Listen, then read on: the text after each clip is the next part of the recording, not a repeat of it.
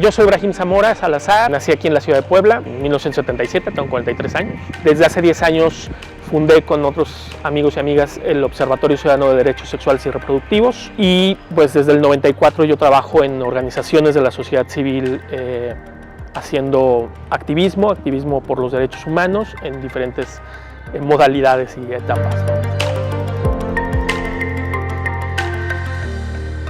Pues yo desde muy chavo me di cuenta que la realidad me ocupaba, ¿no? Era algo que me rebasaba y quería hacer cosas para cambiarla, siempre desde chiquito, pues. Entonces yo me involucré como voluntario primero en la primera observación electoral que hubo en México, yo todavía era menor de edad, y de ahí empecé a involucrarme en más y más temas. Pero un hecho fundamental en mi vida fue el alzamiento zapatista del 94. Es decir, me involucré mucho. Yo pertenezco a una generación que, digamos, llegó a su adolescencia, a su juventud, con la caída del muro de Berlín, con el fin de las utopías, ¿no? Y el levantamiento del 94, por supuesto, que nos devolvió como una manera de ver la vida de otro modo, y de ahí me involucré y seguí trabajando ya en el tema de derechos humanos específicamente. Ha sido divertido. No es fácil por varias razones. La primera es indudablemente el tema de la seguridad y el tema de, digamos, como del reconocimiento de que estas cosas son importantes. Si la gente está muy en el día a día, eso lo entendemos perfectamente bien, ¿no? O sea, la gente está preocupada por sacar de comer, por la seguridad pública, por el empleo, por no perder el empleo. Entonces, de repente, temas que tienen que ver con los derechos humanos y con derechos muy específicos como los sexuales y reproductivos, pues pareciera que no son tan importantes, pero son muy importantes cuando no los tienes, ¿no? Yo creo que en Puebla Capital está creciendo muchísimo. A mí me da mucho gusto ver cómo ha crecido, por ejemplo, el movimiento feminista, el movimiento ambientalista también el movimiento LGBTI. Es decir, ha habido una serie de avanzada social muy fuerte en la última década que ha colocado no solamente los temas en la agenda, en la agenda pública, sino también a la gente, sobre todo a la gente más joven, a los chavos, a las chavas, en una situación de involucrarse, ¿no? Yo no estoy viendo mucha pasividad en el asunto, más bien estoy viendo mucha ebullición y lo podemos ver con las marchas, con las movilizaciones sociales, que ese es un reflejo, pero más allá de eso hay un trabajo cotidiano que ha crecido y hay nuevas generaciones, gente muy muy joven, menores de 20 años, que están verdaderamente tomando unas discusiones muy muy interesantes sobre la realidad. Éramos activistas que veníamos de trabajar ya los temas de derechos sexuales y reproductivos con redes nacionales. Entonces lo que nosotros encontramos ahí, nosotras, fue que no había una agenda local. Es decir, dependíamos demasiado de la agenda nacional, y la agenda nacional muchas veces es como la agenda de la Ciudad de México en realidad, ¿no? Entonces veíamos una carencia en la documentación.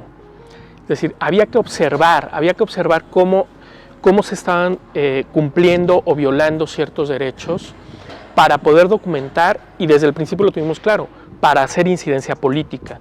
Nuestra organización es una organización que hace incidencia política, no trabajo de base. Es decir, lo que buscamos son cambios profundos en la toma de decisiones, en la política pública, en los marcos normativos, legislativos, y fue a raíz de la reforma de 2009 a la Constitución sobre el reconocimiento de la vida desde el momento de la concepción hasta la muerte natural. Es decir, cuando quisieron bloquear cualquier posibilidad de reforma hacia el aborto, ahí fue cuando nos reunimos y empezamos a discutir la necesidad de construir agendas locales mucho más fuertes y de observar cómo se cumplían o se violaban los derechos sexuales y reproductivos. Hay temas que han avanzado en lo legislativo ahora, como matrimonio igualitario o el reconocimiento de la identidad de género, que nos parece buenísimo, porque son temas que traemos arrastrando pues, prácticamente desde 2006, 2009. Está el tema del aborto, que sigue estando en discusión, pero ya es otra discusión también, ¿no? Y es una discusión donde ya no somos 3 organizaciones chiquitas peleando, ya es un movimiento social buscando el avance del tema. Es decir, ya es una agenda social, que eso es lo que buscamos siempre, es decir, que la gente se apropie de los temas. Y lo mismo pasó con feminicidio, ¿sabes?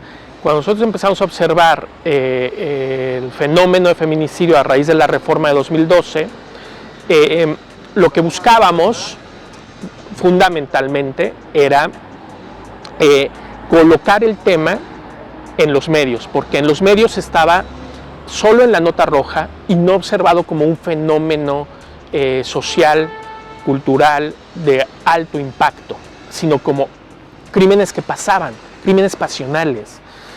Necesitábamos que se discutiera desde otra perspectiva. Eso ya se hace ahora, ¿no? O sea, si el decir deja de contar, si deja de observar esta parte, ya no importa, porque ya la sociedad lo está haciendo y ese es el objetivo, ¿no?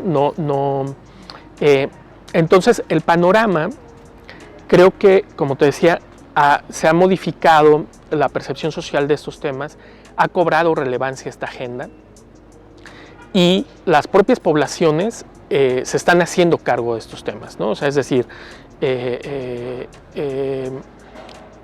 las jóvenes, la población LGBTI se está organizando de otros modos, desde otras realidades, pero también, en términos generales, me parece que los cambios generacionales también ocurren con quienes fueron madres y padres, por ejemplo, en el año 2000 y que ahora tienen hijos, hijas de 20 años, 18 años, y que en ese momento pues había también otras fuentes de información que permitieron transmitir otras líneas de comunicación sobre estos temas, ¿no? Yo he trabajado mucho con jóvenes, con adolescentes, no solamente en la ciudad de Puebla, sino en muchas partes del estado de Puebla. Y lo que yo veo es gente que no es para nada conservadora, que tiene muchas dudas, eso sí, que tiene mucha necesidad de información y que tiene muchas prácticas de riesgo. Y que eso ocurre porque hay muchísima desinformación, o sea, así como hay infodemia sobre el COVID, ¿no? Hay infodemia sobre la salud sexual y reproductiva, sobre la toma de decisiones, y a mí me parece que eso es lo que hay que combatir en realidad. O sea, cómo generamos mecanismos informativos, mecanismos educativos, discusiones públicas, voces de expertos, y en eso, por ejemplo, los medios tienen mucho que ver. Si no pueden seguir equiparando la voz de un experto en salud reproductiva con la de un cura, ¿no?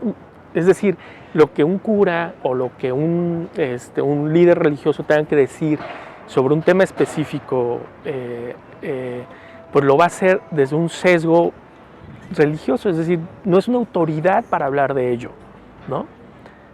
O sea, no. Entonces, se hace para generar audiencia, para generar debate, pero es un falso debate.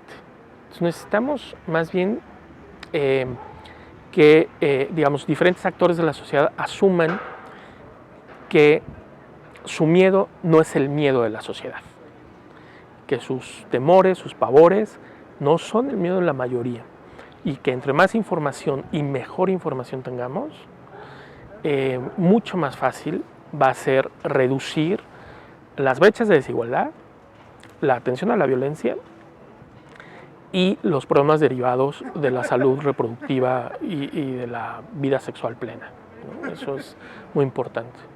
Primero, pienso que los logros de Lodecir no son solamente logros de Lodecir, son logros colectivos, es decir, son logros de una agenda donde muchas otras organizaciones y personas participan. Y eso se ha conseguido gracias pues al trabajo organizativo, al compromiso y a poner a la agenda frente a cualquier otra cosa, ¿no? Es decir, frente al poder, frente al ego, frente a cualquier otra cosa, tener claras las agendas. Desde Lodecir me parece que los principales logros fue, por ejemplo, incluir violencia obstétrica como un tipo de violencia en la ley para el acceso a las mujeres a una vida libre de violencia. porque no existía, y entonces eso ha dado pie a una serie de discusiones que vinieron posteriormente a ello. Creo que otro logro muy importante, que fue una propuesta que hicimos justo en 2018, fue el tema de las secretarías para la igualdad, ¿no? Ese sí fue un tema en la agenda de los que presentamos a los diferentes candidatos y candidatas, que era necesario que las instancias de las mujeres crecieran en términos administrativos y jurídicos también, ¿no? Porque eso les daba más recursos y les daba más facultades. Otro tema que hemos impulsado, pues por supuesto está la agenda del derecho a decidir, que es una agenda muy colectiva, y que, bueno, hemos tenido como ahí ha sido muy complicado, pero se va avanzando. Junto con Matrimonio Igualitario México, pues se logró ya la aprobación en diciembre de 2020. Creo que en términos generales eso, pero a mí me parece que uno de los logros más grandes de lo decir es justo haber logrado colocar el tema de feminicidio en la agenda pública.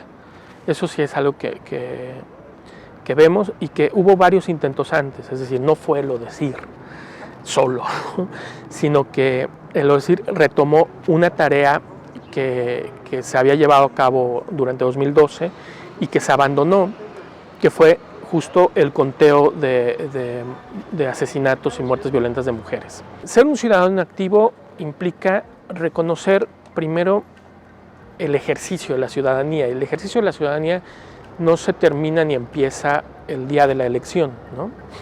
Que es como la parte más visible, ¿no? Como eso es ser un buen ciudadano, o sacar tu basura a la hora que te toca, pagar tus impuestos, etc. Esas son obligaciones. Es decir, la categoría ciudadano, ciudadana, ciudadane, ¿no? Es una categoría en la que tendríamos que pensarnos como sujetos activos de la realidad. Es decir, hacernos cargo de la realidad. Y la realidad que tenemos en este país, en este momento, yo creo que a nadie la acaba de acomodar, ¿no? Y si cualquier persona en un momento dado se detiene un minuto a pensar en su propia realidad y en su contexto, es decir, ¿qué cambiaría de mi contexto? ¿No? ¿Cómo me imagino la ciudad? ¿Cómo me imagino la ciudad donde quiero que vivan mis hijos, mis hijas? ¿Cómo me imagino cómo sería el mundo si no me sintiera con inseguridad? ¿Cómo sería el mundo si fuera más verde? ¿Cómo sería el mundo si pudiera expresar mi identidad abiertamente y con libertad, sin miedo a sufrir una agresión, pues? Y muchas otras cosas. Caminar por la calle sin que me acosen, ¿no? Entonces, asumir esa parte, asumir que esa es la realidad y que no nos gusta, me parece que es el primer paso para decir, bueno, ¿y qué tengo que hacer para que cambie? Y lo que tenemos que hacer para que cambie es, de entrada, me parece a mí, organizarnos.